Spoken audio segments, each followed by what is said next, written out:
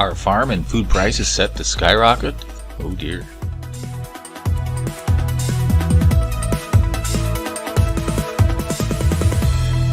Hello, this is Chart GPT today.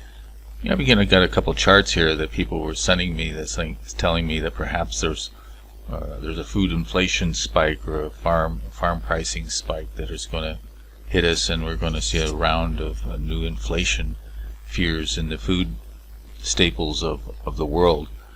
And I was wondering, well, is this true? Well, here's a couple of the charts that were sent here. Here's Thai white rice, 15 years high. That's in Thailand. Of course, that's in Thailand. There might be some specific things going on there. And here's cocoa prices, so that chocolate's going to get expensive there, soaring 70% in 2023.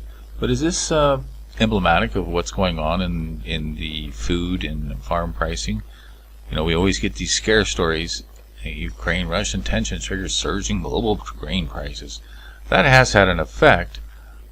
And here's another one they're always talking about, climate change. Everybody's into climate change because of the dry weather. And there has been some export curbs in wheat and other prices around the world because people are more concerned about food. So kind of wondering what's going on the farm in the U.S. U.S. State Crop Report, the last one there of the year, basically said 50% of the wheat is in good to excellent, and the harvest was pretty well done, so it looks like in pretty good shape in terms of food prices going forward, at least as at this point in time, where geopolitics and weather is very fickle.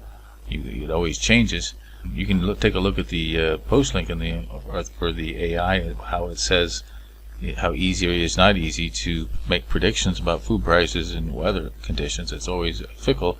What today is one thing, tomorrow could be another's. We're just taking a look at a snapshot today. Look at those rice prices. Here's the U.S. prices, and it is been elevated, but I wouldn't call it going off the charts. That could be something specific to Thailand, the cocoa prices as well.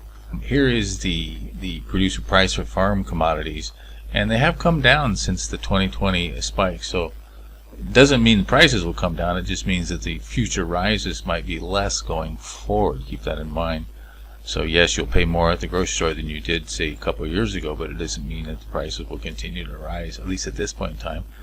But there are things like the live cattle. The cattle prices have been, so there's certain areas that are higher prices. Cattle prices are up. Here's pork prices are down. So it kind of averages out there depending on whether you eat pork or cattle. And of course, poultry has been a little bit elevated. So some of the meats are kind of higher.